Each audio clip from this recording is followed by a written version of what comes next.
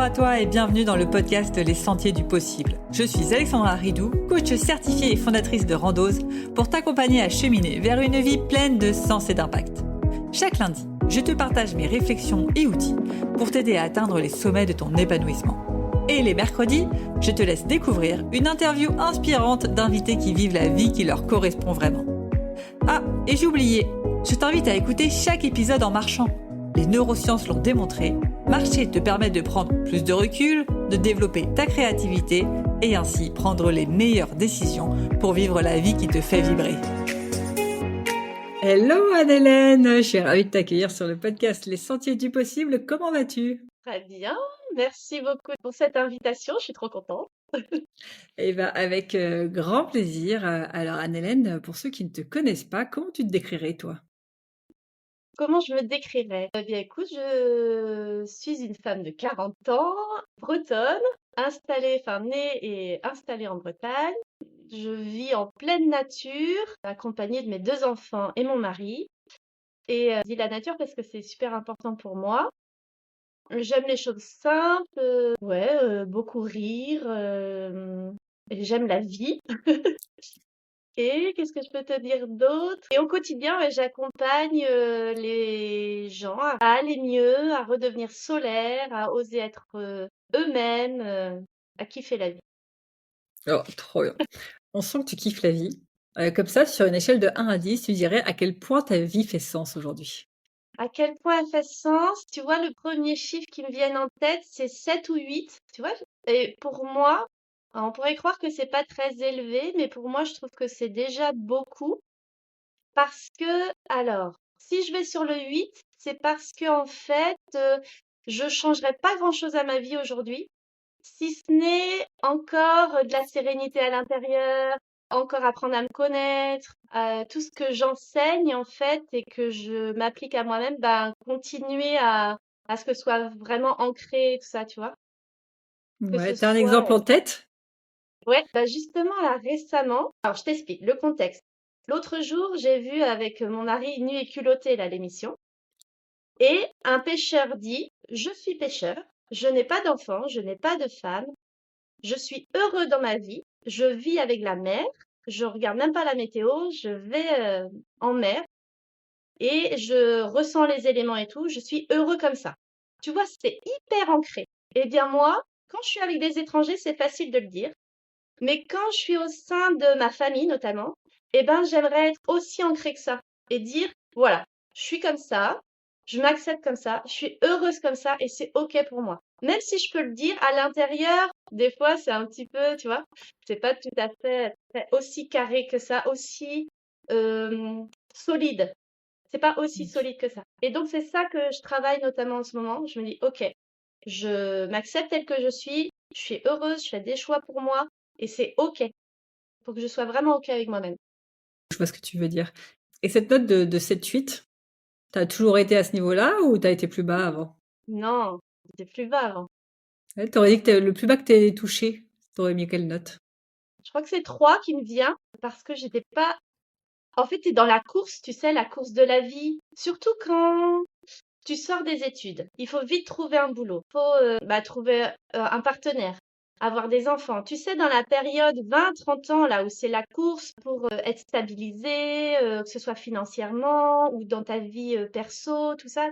Je pense que là, j'étais dans un tunnel où tout doit aller vite, tu réfléchis pas du tout. Tu es complètement dans l'action, l'action, l'action et à aucun moment tu prends du recul, tu te regardes, tu te poses, tu vois où t'en es. Ouais, et là, je crois que 3, c'est peut-être un peu beaucoup quand même, enfin un peu bas parce que bah quand même j'avais choisi mon mari, mes enfants, nanana. Mais j'étais pas du tout dans dans ce positionnement là, tu vois, dans cette réflexion. Ouais, on va dire 5 parce que j'étais pas non plus. Oh, j'ai eu un moment bien bien creux avant où là, il y avait plus du tout de sens. C'était au moment de mes études où j'ai regardé par la fenêtre, tu vois. Là, j'ai eu un bon creux Et comment t'en es de sortie? je me rappelle c'est souvent par la nature, tu sais, me réancrer à la nature. aller marcher beaucoup, aller regarder la nature et dans le silence, en fait, aller retrouver qui je suis. Et ça, Mais je là, l'ai fait inconsciemment, hein. Je l'ai fait inconsciemment, toute seule comme ça. ce que je veux dire, du coup, je sais pas, moi, je me mets, donc quand j'étais dans mes études, niveau conscience de qui j'étais, voilà, niveau zéro. On est dans les études, t'as pas de sens. Qu'est-ce que tu dis? Qu'est-ce que tu fais pour justement changer ça à ce moment-là? Bah, à ce moment-là, tu sais, il fallait surtout de la sécurité, hein. Donc même si, en fait, je me rappelle, c'était parce que je j'avais pas d'apprentissage, enfin d'entreprise pour aller en apprentissage. Tous les autres en avaient. Et moi, je me suis retrouvée, là, j'étais en école de commerce, je me suis retrouvée à me sentir nulle et tout ça. Et en fait, j'ai trouvé une entreprise et c'est reparti comme ça. Donc, hop, Ouais. je suis repartie dans un truc. Et puis, ce nouveau truc là où je me suis sentie vraiment pas bien, je l'ai retrouvé bien plus tard. Parce que ça, c'était en 2008. Et en 2019, j'ai retrouvé ça, tu vois. OK. Et en 2019, du coup, comment t'as fait pour en sortir? Eh ben là, reconnexion à la nature, vraiment, vraiment, parce que là, j'ai dû licencier beaucoup de gens dans la boîte où j'étais, ou dans la boîte dans laquelle je venais d'arriver. Et en fait, j'étais la risée de la boîte. Tu arrives dans une boîte et tu dois licencier des gens. Ok? Donc forcément, j'étais mal vue. Et en fait, tous les midis, j'allais marcher, je me reconnectais à moi et je me disais, non, mais attends, je suis pas une mauvaise personne pourtant. Enfin, tu vois, c'était vraiment un discours interne et un rabâchage en fait d'aller programmer mon cerveau en disant, ben non, mais attends, moi je veux pas de mal à ces gens, je fais du mieux que je peux, ça m'est tombé dessus, c'est ok, mais voilà, c'est pas du tout moi et vous obligé de par moi-même aller me dire que j'étais une bonne personne et que j'avais des belles valeurs et que je voulais pas de mal à ces gens, mais que ça allait leur tomber dessus comme ça et que plus tard ils comprendraient qu'en plus c'est mieux de plus être dans ce boulot-là et que ça va leur donner des ailes et tout ça. Mais vraiment la nature, ouais, à chaque fois m'a aidée. Mmh. Ah, trop bien. J'adore. Je prends de la nature aussi, tu le sais, donc donc trop bien. Hem Et après, comment t'es passé du coup du salariat à l'entrepreneuriat? Qu'est-ce qui s'est passé Ouais. dans cette transition? Alors, donc suite à l'école de commerce, j'ai dû changer 10 fois de boulot en 12 ans, tu vois? Ah oui. Dont la grande distribution, la communication, du marketing, responsable marketing, nanana, du management. Et pendant tous ces changements-là, on a eu une période avec mon mari où on a eu un restaurant quand même. Donc là, on était à notre compte. Donc c'était chouette d'être à son compte, même si ça a été un petit peu dur et tout ça, on avait quand même une certaine liberté. Et à la fin de mes études, de toute façon, je savais que je voulais être à mon compte, mais je savais pas quoi, comment, machin. Du coup, je rencontre mon mari qui, lui, avait bah, tout ce qui est restauration dans les mains. Et je dis, OK, moi, j'ai tout ce qui est gestion, enfin, je vois à peu près. Du coup, on s'est lancé comme ça. Ça faisait qu'un an qu'on était ensemble. On s'est lancé, OK, l'entrepreneuriat, on a aimé bosser ensemble et tout. Mais derrière, bah, tu vois, ça fonctionne pas forcément comme on voulait. Bon, du coup, je repars dans le salariat. Et là, à chaque fois, en fait, quand je suis en mode salarié, je bosse pour quelqu'un et pour ses valeurs et tout. Et si je m'aperçois qu'il y a une valeur qui correspond pas à la mienne ou qui me déçoit, à chaque fois, enfin, ça capotait et j'allais leur dire, bah non, en fait, je peux pas travailler avec vous. Vu comment vous raisonnez, ça colle plus avec moi. Et comme si j'avais un énorme respect de moi, c'est hors de question que je bosse avec quelqu'un, bah, pour quelqu'un avec qui ça colle pas tout à fait. Et je partais. Jusqu'à Donc ce que je me dise, hein, quand t'as dit que t'as fait 10 jobs, c'est t'as fait 10 entreprises différentes? ouais. Ah oui. Ouais. Bah ouais, parce qu'à chaque fois, il y avait un truc qui collait pas. Alors je dis, bah c'est pas grave, je trouverai autre chose et je partais. Et puis la dernière fois, je me suis dit, allez, stop. Bah tu sais, au moment justement où j'ai dû licencier des gens et tout, je me suis dit, stop, là on arrête, je rentre à la maison parce que j'avais pleuré. Alors, mon mari me dit, si tu pleures en allant au travail, il faut que tu changes. Un jour je pleure et du coup, je demande direct ma rupture conventionnelle. Et je rentre à la maison, je dis: «Bon, bah, écoute, là, j'ai pleuré donc j'ai demandé ma rupture conventionnelle, ça a été accepté. Donc bah, j'ai plus de boulot, quoi». Il dit: «OK, tu veux faire quoi?» «Bah, je crois que je retournerais bien vers l'événementiel ou avoir des gîtes et tout ça, machin». Il dit OK, on met la maison en vente dans la foulée. Le lendemain, elle était vendue. Et donc, on voit des gîtes et tout. OK, on se lance. On avait un investisseur avec nous. Tout était parti. Le Covid arrive. Ça bloque les banques et tout ça. Alors qu'on avait un investisseur, mais on voulait pas le dégainer tout de suite. Enfin bref. Du coup, ça bloque le projet. Là, j'ai eu 15 jours où je me suis dit, mais mince, qu'est-ce que je vais faire? Et mon frère me dit, non, mais tout ce que tu as fait là, ça doit servir à quelque chose. Je dis, bah ouais, en effet, mais quoi? Nanana, nanana. Et puis en fait, ces gîtes-là que je voulais faire, c'était pour recevoir des gens dans le bien-être, genre des séminaires sur la naturopathie, des séminaires sur la sophrologie, nanana. Et je me suis dit, mais plutôt que de faire venir, enfin de créer des espaces comme ça pour du bien-être, moi, peut-être que je peux aller directement donner du bien-être aux gens, quoi. Mm. Et je me dis, ok, mais comment ça se passe? Et entre-temps, un ami de la famille se met à être coach de vie, enfin fait une formation coach de vie. Je me dis, attends, c'est quoi ce truc-là? Et en fait, je me suis aperçue que coach de vie, c'est ce que je faisais un peu déjà depuis hyper longtemps avec les amis. Bah, ils te disent leurs soucis et toi, tu essayes de trouver avec eux les ressources en eux, nanani, nanana. Et je dis, mais en fait, ok, c'est un truc que je saurais faire, quoi. Et puis voilà, c'est parti comme ça, l'idée de, ok, coach de vie, ok. D'où la formation après. Hop, je me suis lancée comme ça, juste après le Covid. Ouais, j'ai fini ma formation en février 2021. J'ai fait la formation parce que je me sentais pas crédible d'y aller quand même comme ça, pas crédible et éligible. Et voilà, c'est parti Trop comme bien. ça. Et du Ouais. coup, là, vous aviez vendu votre maison, vous avez racheté un truc, comment ça s'est passé? Vous avez Alors, on est loué parti en ou? location. Pendant le Covid, du coup, on était en location. Et après, on a cherché l'endroit où, enfin, qui allait s'aligner avec les projets de mon mari et les miens. Et voilà maintenant où je vis. Les gens viennent, il y a tout, enfin, il y a la forêt, il y a la rivière, je le vois là d'ici justement. Et c'est vraiment, on vient poser les valises et il y a un petit chemin pour arriver jusqu'à mon cabinet qui permet aux gens de vraiment vider.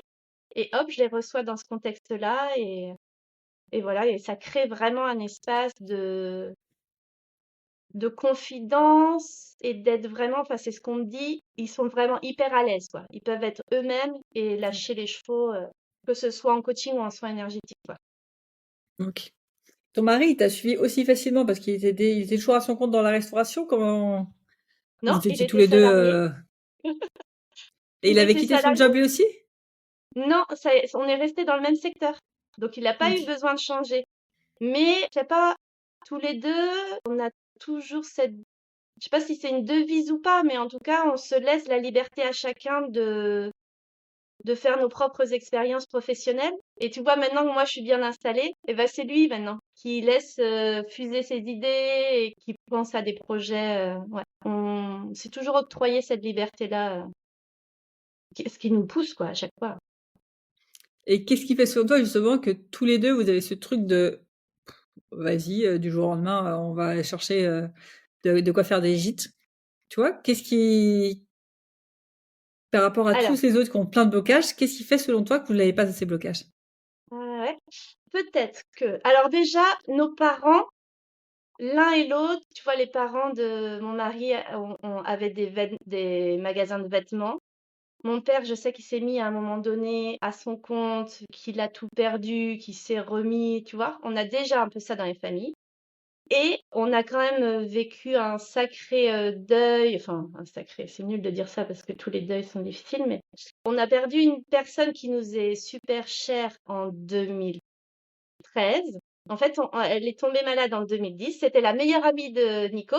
Et c'était ma cousine, où on était hyper proches, même âge et tout ça. Et on s'est rencontrés à son chevet.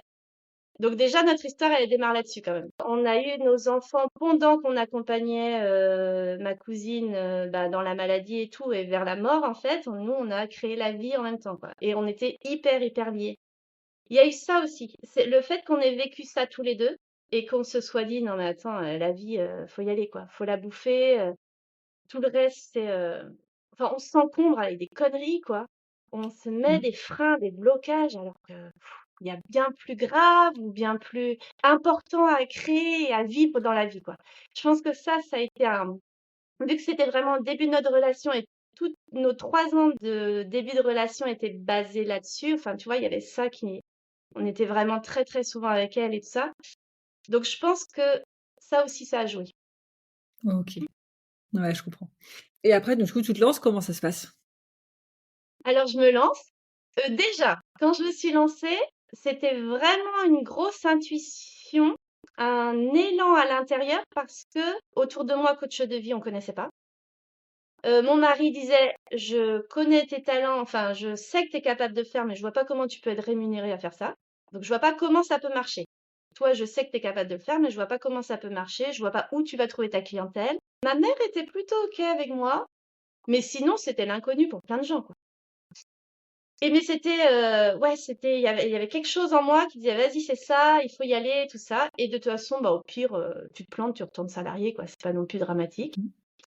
Et donc les débuts, bah, ça a vite, ça a vite quand même, parlé, ça s'est vite mis en place. Alors pas au niveau que je voulais, mais quand même j'ai pu rapidement en vivre. OK, Et trop bien. au départ, ça a été beaucoup, tu vois, de la com sur, les réseaux, enfin surtout Facebook. Et puis je me suis mis dans des réseaux d'entrepreneurs, passer dans les journaux, à la radio, enfin tu vois, des trucs comme ça. Mmh. J'ai vraiment tout activé. Et puis après le bouche à oreille.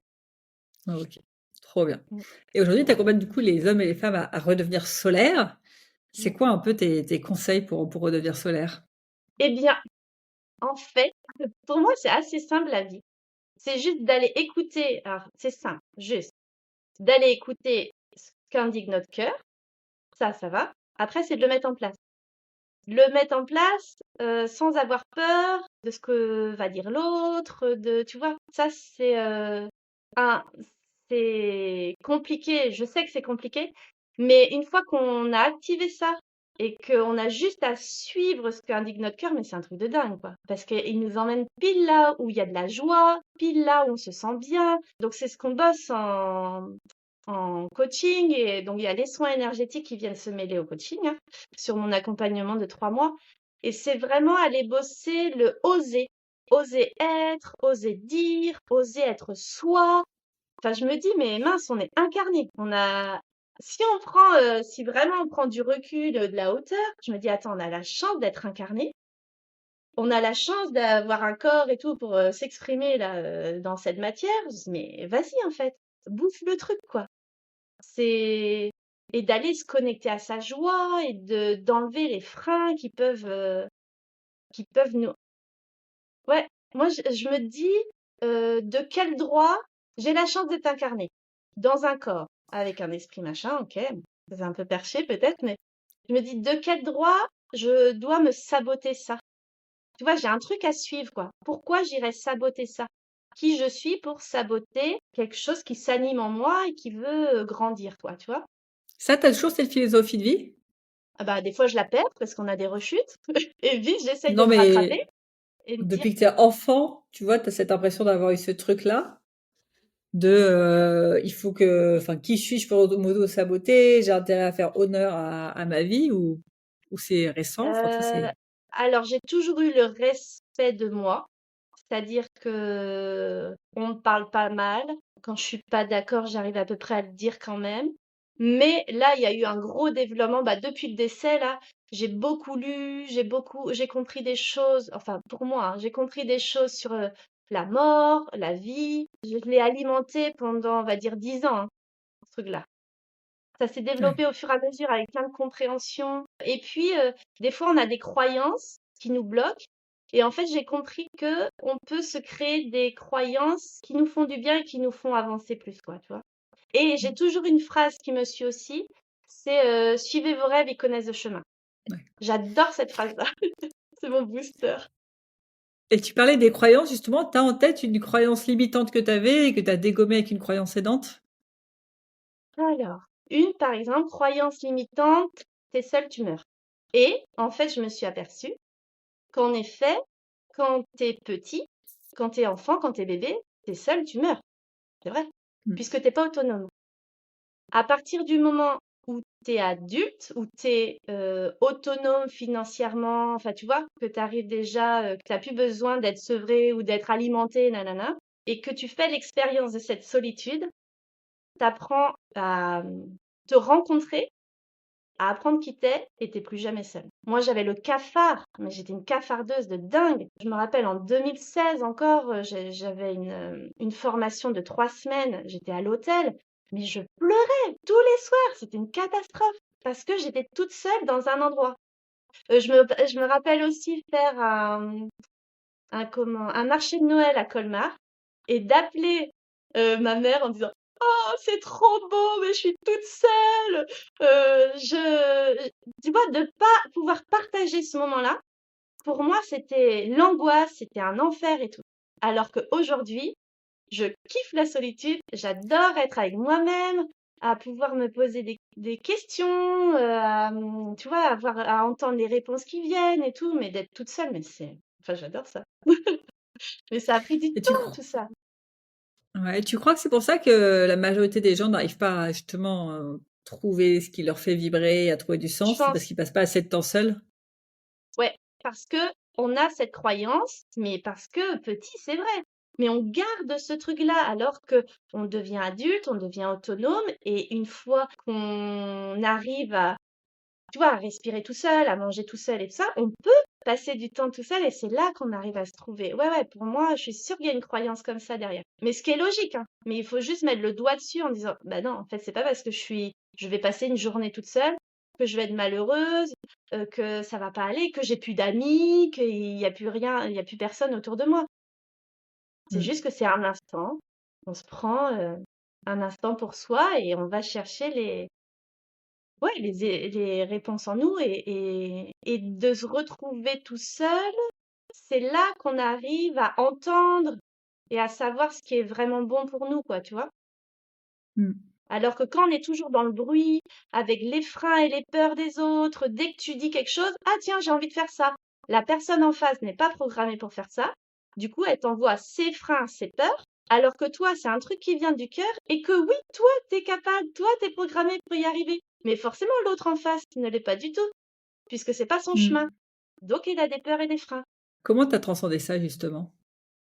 C'est-à-dire, Il y a eu il y a eu un switch qui s'est fait? Tu es passé de, tu vois, j'aime pas passer du temps seul à j'adore. C'est quoi? C'est tu as testé et tu as fait: «Ah ouais, en fait, c'est OK», enfin toi, ou il y a eu une phrase, il y a eu un déclic? bonne question. Il se peut que ce soit au moment où, ouais, où j'ai été. Ah, je sais pas si c'est. Mais en tout cas, les soins énergétiques t'aident beaucoup. Enfin, c'est pas forcément les soins énergétiques, mais c'est la personne que j'avais rencontrée avant de que ça s'ouvre, là, tout ça, ces soins. Elle avait dû avoir un discours en disant vous rencontrez vous-même. Et puis toutes les lectures aussi que j'avais fait, aller se rencontrer soi-même, aller chercher qui l'on est vraiment. Ouais. Il y a des livres qui t'ont Mais plus marqué que d'autres? Toi, si tu devais alors, recommander des livres? ouais, il y a notamment le livre que moi j'adore, c'est Plus jamais sans moi de Maud Ankawa, celle qui a écrit Kilomètre Zéro et Respire. Ah oui. Plus jamais Mmh. sans moi. En ce moment, je le recommande beaucoup et je l'achète même pour des copines et franchement, c'est top. C'est vraiment justement d'aller se connecter à soi et tout ça. Et puis il y en a eu beaucoup d'autres parce que j'ai lu beaucoup de Laurent Gounel, Agnès Martin-Lugan, euh, Virginie Dacosta, enfin, tu vois, plein de. Ouais, Virginie Grimaldi, pardon, Mélissa Dacosta. Ouais. top. Et là, si tu revenais à ton toi, d'il y a, ouais, 10 ans quand tu étais dans le salariat, tu aurais aimé savoir quoi à l'époque? Que tu as appris en chemin? Eh bien, en fait, déjà, je voudrais pas changer quoi que ce soit, hein, parce que toutes les expériences d'avant m'ont mené à ce que je suis aujourd'hui. Et ça, je le comprends, parce qu'en étant coach, je me dis, ah, mais c'est pour ça que je suis passée avant par cette case-là, c'est pour accompagner aujourd'hui. Nanana. Par contre, je me sentais beaucoup plus lourde, tu vois, beaucoup plus enfermée dans un truc, beaucoup plus avec des chaînes, tu vois. Là, quand je me revois, je me dis: «Waouh, c'était lourd quand même, ce que vont dire les gens», tu vois? Tous les a priori, ne pas me comprendre aussi. Pourquoi d'un coup, j'étais dans des émotions parce que je ressens beaucoup de choses et alors des fois, là, aujourd'hui, je comprends toujours pas, mais je me fous la paix. Je me dis: «OK, soit tu comprendras plus tard, soit tu es comme ça et puis accepte d'être comme ça et puis c'est tout, quoi». Donc ouais, la personne, d'il y a 10 ans, c'était beaucoup plus lourd, quoi. Parce que, ouais, je me connaissais pas, en fait. Mmh, c'est Et pas ce travail évident. de connaissance de soi, du coup, c'est vraiment avec les livres, c'est ça? C'est les livres qui t'ont permis le temps toute seule, qui t'a permis de Ouais, et puis des compréhensions, quoi. À force, d'accompagner les gens aussi. Ouais, il y a eu beaucoup, beaucoup, beaucoup ça. Et pareil, tu vois, l'émission que j'adore, c'est Rendez-vous en terre inconnue. D'aller voir des gens comme ça qui sont complètement démunis de tout ce qui est matière, tu vois, de tout ce qui est, enfin, oui, matériel et tout ça. Et qu'avec un rien, ils peuvent être hyper heureux, hyper en gratitude, alors qu'ils ont une vie hyper dure et ils sont quand même en gratitude de ce qu'ils reçoivent à la fin. Ou j'adore cette émission-là, ces émissions-là aussi parce que ça te ramène un peu à bon, ok, ici c'est beaucoup l'avoir, avoir, avoir, sauf que c'est pas ça en fait l'essentiel. j'adore voyager pour cette raison. À chaque fois, les gens ne comprennent pas, je dis: «Moi, j'adore voyager dans les pays pauvres». «Mais pourquoi?» Je fais: «Mais c'est génial». Ça te ramène, comme tu dis, sur les pieds sur terre mais en fait, le bonheur, il dépend pas du tout de: «Est-ce que je vais avoir une nouvelle maison? Est-ce que je vais avoir une nouvelle voiture? Est-ce que je vais m'acheter le nouveau sac?» Enfin, j'en sais rien, toi. Il dépend juste de toi et ton état d'esprit. C'est ce que j'aime bien dans ton message, c'est que finalement, t'as pas changé l'extérieur, tu as changé que l'intérieur et ton état d'esprit. Tout à fait. En fait, le bonheur, tu vois, souvent on a besoin d'être aimé, d'avoir le conjoint qui va bien, d'avoir les copains, les copines qui vont bien, qui nous font du bien et tout. Mais en fait, ça marche pas comme ça. Tu vois, en plus, c'est dangereux hein, de faire ça, que son bonheur soit basé que sur de l'extérieur. Alors qu'en fait, c'est à l'intérieur qu'il faut aller bosser ça, quoi. Si tu arrives à trouver le truc qui est chouette en toi, vraiment l'amour de toi en fait, l'amour hein, ou l'amour, je sais pas, pour une belle plante, pour ouais, puis être en gratitude de tout ce qui se passe autour, eh ben après t'es solide, hein. Je sais pas, ton mari se barre, bon forcément tu prends des coups, mais tu vois c'est ça. Un moment, moi j'ai bossé la jalousie. J'étais jalouse. Bon, je l'avais pas vécu pourtant la tromperie. Mais j'avais toujours peur que ça arrive. Et un jour, donc c'était nuit, et je me réveille, j'avais encore cette peur-là et tout.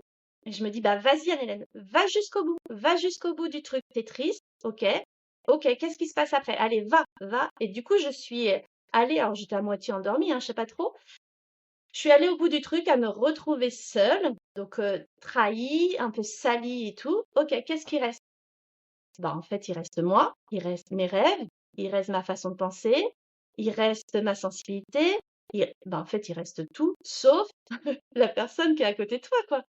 Mmh. Et je me dis, mais bien sûr, arrête de te caler, tu vois ce que je veux dire? De te caler sur l'autre et l'autre est très important. Et si lui, il fait pas bonne image auprès des autres, bah, c'est toi qui es blessé. Mais non, en fait, c'est de se dissocier. C'est comme les enfants. Par exemple, t'emmènes ton enfant mal habillé à l'école. Eh ben, c'est la maman qui va être jugée, quoi. Ah bah, c'est pas habillé, hein. Mais non, l'enfant a choisi. Si toi, à l'intérieur de toi, tu acceptes que ton enfant choisisse sa tenue et tout, bon bah toi, tu restes la même femme et c'est ok d'avoir un enfant qui se gère sur ses habits ou quoi machin. Ça vient pas, tu vois, tu te dissocies. Ouais. Alors que si tu es trop associé, eh ben, tu prends toute l'info. Par exemple, je sais pas, ton mari est sous à une soirée, ah bah ça y est, c'est toi qui es honteuse et tout. Ben non, en fait, c'est pas moi qui suis honteuse, quoi. Et alors, le fait de bosser ce truc-là, c'est pareil, tu reviens à toi et tu dis, bah. Et c'est pas de l'égoïsme, hein, parce que c'est juste du bien-être. Parce que quand je dis toujours à mes clients, là, eh ben, là, on va aller travailler le bien-être, c'est-à-dire se prioriser, penser à soi. Ah, mais c'est égoïste, ça. Je dis non. L'égoïsme, c'est avoir la belle voiture et la montrer, faire ci, faire ça pour montrer aux autres que. Donc, on ne parle pas de ça. Là, on parle du bien-être, d'aller chercher ce qui nous met en joie, ce qui nous fait plaisir, et puis d'aller comprendre ses comportements, nanana. Ça n'a rien à voir avec le m'as-tu vu ou le montrer que. Mmh. Ultra intéressant, ça me fait, penser à je crois que c'est dans la formation de Julien Musi où, il m'avait fait changer le regard sur justement comment tu te remets des ruptures amoureuses et du fait que tu as l'impression que tu vas mal parce que tu as perdu la personne. En vrai, tu vas pas mal parce que tu as perdu la personne, tu vas mal parce que tu as associé cette personne à une action, que tu jugeais fondamentale pour toi. Je sais pas moi, la personne, elle me soutient. OK, mais en fait, ça pourrait être une autre personne qui reprend le soutien, t'en aurais rien à faire. Et c'est ce truc de se dire, trouve-toi le soutien toi-même. Tu vois, si c'est ça qui te manque, par exemple, dans la relation, c'est la perte d'avoir du soutien, bah, trouve-toi le soutien toi-même. C'est beaucoup plus rapide qu'essayer de récupérer la personne. Et c'est de se dire, comme tu dis, quand t'es attaché à quelqu'un, en vrai, on est égoïste. On n'est pas attaché à la personne en elle-même. On est attaché à ce qu'elle nous procure, à ce que les actions qui découlent derrière. Et ça revient exactement à ce que tu dis. Je sais plus pourquoi je disais ça, Bah, le mais ça m'avait deuil, fait penser à ça. c'est un peu, alors ça, c'est un sujet délicat, hein, on y va avec des pincettes. Mais, tu vois, quand j'ai perdu ma cousine, donc OK, j'étais très triste et tout ça, évidemment. Ça a pris du temps en plus que je comprenne comment ça marchait. Et puis au bout d'un moment, je me dis: «Attends, tu triste, mais pourquoi t'es triste?» Parce que elle, en fait, elle est libérée de son corps, elle est libérée de sa maladie, donc elle est bien. Mmh. Donc là, tu tournée vers toi. Pourquoi t'es triste? Est-ce que ça devient pas attention, hein, je prends des pincettes. Est-ce que ça devient pas une excuse pour alimenter ta tristesse, tu vois?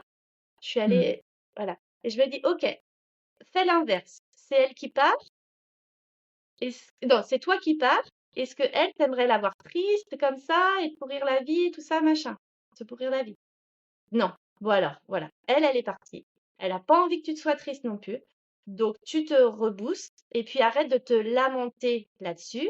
Si c'est parce que, bah, c'était ta meilleure amie et que tu arrêtais pas d'échanger et tout avec elle, bah, soit, je sais pas, soit tu lui écris, soit tu trouves une autre personne ou plusieurs personnes qui vont réussir à combler, cette personne-là, tu vois? Et Ouais. puis en plus, je me Mmh. disais: «Mais merde, en plus je reste dans la tristesse alors que tout ce qu'on vivait ensemble, c'était de la joie, c'était trop bien» et au final, je me suis dit: «Attends, tu préfères l'avoir connue et souffrir aujourd'hui, être triste aujourd'hui ou tu préfères ne pas l'avoir connue du tout?» Ah ben non, finalement, je préfère être triste aujourd'hui et puis reprendre le cours de ma vie et continuer à bouffer la vie parce que justement, elle peut plus. Et tu vois, ça m'a donné un élan aussi de me dire, mais non, mais attends, je fais n'importe quoi là. Au contraire, moi, j'ai encore la chance d'être incarnée. Elle, ça devait s'arrêter comme ça, c'est comme ça, c'est comme ça. Allez, maintenant, tu reprends et tu vas bouffer la vie pour deux, quoi. Et pareil, Mmh. tu vois, des fois, attention, on tombe dans un truc sur le deuil un petit peu faussé, quoi, de se dire, on peut aller retrouver ce qu'on a perdu à ce moment-là, quoi, tu vois? Et si ça dure des années, c'est pas bon. Et du coup, je reçois des gens, hein, et je les bouscule comme ça en disant: «Non mais attends, là ça marche plus, quoi. Le deuil, il faut passer à autre chose, quoi». Ouais. Délicat. Mais surtout que par moment, on a l'impression, enfin moi, de vécu personnel, à un moment donné, pour avoir perdu, mon grand-père quand j'étais petite, enfin petite, ouais, je m'en rappelle encore, donc pas si petite que ça, 10 ans. J'étais triste à un moment donné parce que j'ai pas été triste. Je sais pas si tu vois ce que je veux dire? C'est la société nous dit tellement que tu dois être triste du deuil que sur le coup de l'enterrement, là, je sais pas, j'ai pas ressenti une tristesse plus que ça, alors que j'aimais bien, tu vois, mais j'étais pas à pleurer. Et je me rappelle que 3 jours après, j'ai eu un contre-coup de tristesse, de t'es trop nul parce que t'as pas pleuré et t'as pas été triste. Et donc il y a aussi ce truc-là où par moment en entretien, c'est comme si tu veux rendre hommage à la personne, il faut que tu sois Oui. triste. Sinon, si t'es pas triste, tu ne lui rends pas hommage. Et je trouve qu'on peut aussi vite rentrer dans ce cercle vicieux de oh là là, je me mets à être ultra triste pour lui rendre hommage. C'est ça. Ouais, et puis la hiérarchie aussi, tu vois, comme les gens qui disent: «Ah oui, mais bon, toi, c'était ta cousine, quoi», alors que cette personne-là, bah, c'est son enfant ou c'est ta mère. Mais ça marche pas du tout comme ça. Les sentiments des gens, il y a pas de Mm, hiérarchie, quoi. Ah. mm. Ouais, bah, il y a plein de choses comme ça de la société, hein, qu'on nous envoie et qui nous tombent dessus. C'est comme ça et il faut réagir comme ci, comme ça. Ouais. Du coup, c'est ça, de se C'est désarmer de tout ça et de dire, OK, moi, comment je fonctionne, qui je suis, et j'ai le droit d'être vraiment la personne que je suis. Et si ça plaît pas à la personne en face, bah, c'est que cette personne-là doit passer son chemin, mais moi, j'ai le droit d'être comme ça et de vraiment agir avec mon cœur. Je suis pas une mauvaise personne, quoi. J'adore. Je vois le temps qui passe. On va s'arrêter là parce que j'adore cette phrase de conclusion de justement, sois toi-même, suis ton cœur et t'as le droit d'exister, t'as le droit d'être toi. Et comme tu dis, au pire, les Ouais, autres, ils passent leur chemin. Il y a 8 milliards de personnes sur Terre. Vous allez bien trouver des personnes qui vous correspondent. exactement. Trop cool. Anne-Hélène, nous, on s'est rencontrés justement dans le cadre du développement de ton activité. Tu as intégré le programme Rando son activité. J'avais quelques questions pour toi, pour ceux que ça intéresse de savoir un peu les coulisses du programme. Déjà, toi, pourquoi est-ce que t'es rentré dans le programme Rando son activité? Alors, moi, j'avais dit que j'arrêtais de me former. Et puis, je t'ai vu sur les réseaux et j'ai fait, ah, ça, c'est pour moi. Tu vois, encore à l'instinct. Un truc de cœur. Je me suis dit, oula. Euh, C'était par ta simplicité, parce que j'adore ça. Tu étais en pleine nature quand tu parlais de ton accompagnement. Et puis, moi, j'étais à mes 4 ans d'activité. J'allais arriver dans l'année de mes 40 ans et je voulais un coup de boost. Je voulais vraiment je sais pas si on peut dire un avant-après, mais tu vois, je voulais vraiment créer un truc solide, augmenter mon chiffre d'affaires et puis créer un programme à la base alors là, j'y suis pas encore, tu sais, qui doit travailler pendant que moi je suis en vacances quand même pour me prendre du bon temps. Ça, j'y suis pas encore. Mais alors, par contre, tout ce qui était bah, déjà le début de la formation m'a beaucoup, je pense que tu t'en rappelles, tu sais, beaucoup travailler parce que on vient vraiment, j'avais besoin de ça, d'aller me reposer des questions sur ma vision à 10 ans, sur vraiment bah, le vrai, quoi, vraiment ce qui m'animait le plus et pourquoi je faisais ça, et nanani nanana. Ça m'a vraiment fait beaucoup de bien. Donc, et arrivé en début 2025, là, ça y est, c'était prêt pour envoyer le programme et puis booster l'activité. Et j'ai adoré, quoi. J'ai adoré cette première partie là d'exercice à la maison. J'ai adoré rencontrer, parce qu'il y a le coaching collectif, donc j'ai adoré rencontrer des nouvelles personnes avec qui on est encore en lien. Bah toi, ton accompagnement, hein, toujours top. Avec les petits coachings à côté, là, notamment avec Nadège. Ouais, vraiment, c'est un bon booster. Pour l'année des 40 ans, c'est exactement ce qu'il fallait. Trop bien. Et du coup, aujourd'hui, t'en es où et qu'est-ce que concrètement le programme t'a apporté? Alors aujourd'hui, bah, je suis sur une pente montante, on va dire. Le programme m'a apporté, comment te dire, comme s'il y avait un truc de tout est possible. Tu vois, professionnellement, tout est possible. Tu n'es pas enfermé dans ton activité. Tu vas encore beaucoup progresser. Ce que j'ai adoré qui venait de toi, c'est ne te compare pas aux autres, mais compare-toi à ceux d'avant. Ça, j'ai adoré et j'arrête pas de le répéter maintenant. Bah ouais, c'est un élan de dingue. Je me dis que, ok, dès que j'ai un coup de mou, me refais un peu, tu vois, le check de tout ce qu'on s'est vu, tout ce qu'on s'est dit, tout ce qu'on a vu ensemble, et ça repart. Et vraiment, ce truc de, bien sûr que tu en es capable, et bien sûr que tu peux atteindre des sommets, et bien sûr que toi aussi tu vas y arriver. Ça, j'ai adoré. Avec Ah, toi, trop tout est cool. possible, j'adore. C'est qu'une question de temps. Ouais. Et justement, quand t'es arrivé, si c'est pas indiscret, tu faisais combien de chiffre d'affaires et après tu faisais combien tu fais de chiffre d'affaires maintenant? T'as vu une évolution? Alors attends, en termes de chiffre d'affaires. Alors attends, en termes de chiffre d'affaires, je devais être à 2005 par mois. Et là, bah, j'ai quand même atteint les 5-6 000 un mois. Mais là, c'est en cours, quoi, du coup, parce que bon, là, l'été, c'est plus calme. Et à Calme, partir ouais. du mois de septembre, donc si je peux avoir un rythme de croisière à 4000, c'est cool, quoi. Ouais, trop Mais bien. je sais T'as que quand c'est même réalisable doublé. maintenant. Ouais. Et bravo à toi, t'as quand même doublé ton chiffre d'affaires. C'est trop cool. Selon toi, qu'est-ce qui explique justement le gros changement que t'as fait qui fait que t'as pu doubler, à ton avis? C'est du mindset, hein. Pour moi, c'est du mindset. Franchement, alors oui, d'accord, il y a tout l'accompagnement à côté. Oui, oui. Il y a les réseaux et tout ça, machin. Pour moi, si je parle que pour moi, et Ouais, ouais, sans pour toi. entendre ce que disent les autres de la formation, pour moi, c'est le mindset. Parce que t'as ta vision. En fait, une fois que t'as ta vision dans la tête, la vie, elle sait où t'emmener. Et moi, je marche beaucoup avec le magnétisme et tout ça.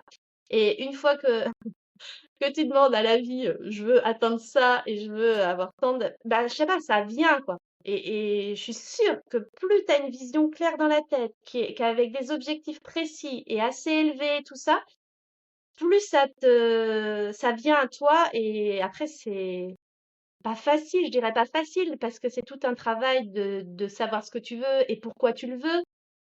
Mais ouais, je sais pas, c'est magnétique, hein, à un moment donné, je pense. Ouais, ça vient naturellement.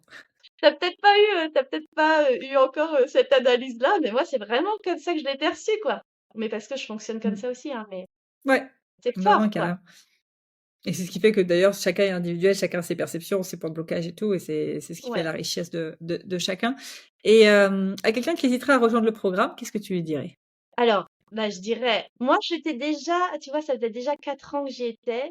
Et pour quelqu'un, je parle pour moi parce que je sais pas pour les autres. Pour quelqu'un qui est comme moi, en train de pas patiner, mais tu vois, c'est un peu mou, et ben là, c'est vraiment le coup de boost pour, donc si jamais vous êtes à peu près à 4 5 ans d'activité et que ça stagne un peu et que vous savez plus comment faire, quoi faire pour booster votre activité et tout, bah ça, faut y aller.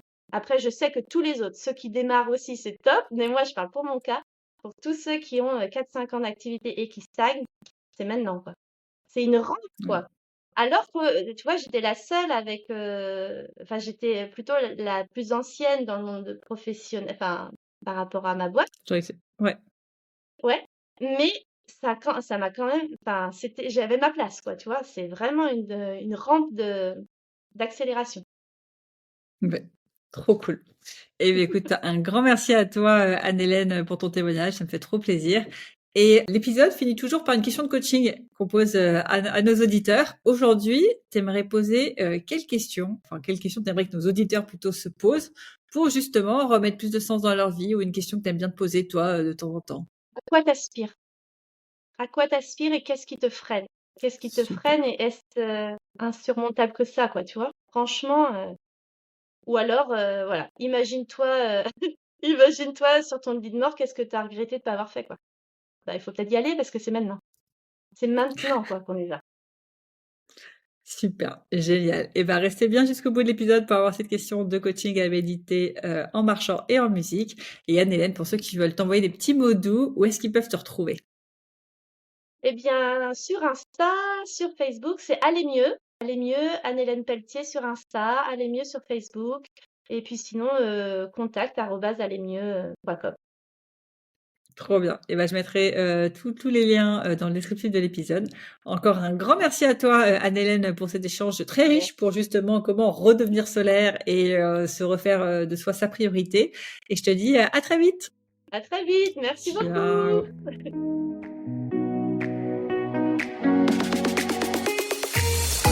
Avant de te plonger dans la question de coaching du jour, pense à rejoindre la plateforme d'exercice en ligne du podcast pour y retrouver les notes d'épisode, les questions de coaching et l'action à réaliser pour cheminer pas à pas vers une vie pleine de sens et d'impact. Le lien est en description de l'épisode. Et bien évidemment, si tu as aimé cet épisode et le concept du podcast, tu peux me le faire savoir en me laissant une belle note ou un joli commentaire sur la plateforme de ton choix. Tu peux aussi partager le podcast à une personne qui peut en avoir besoin.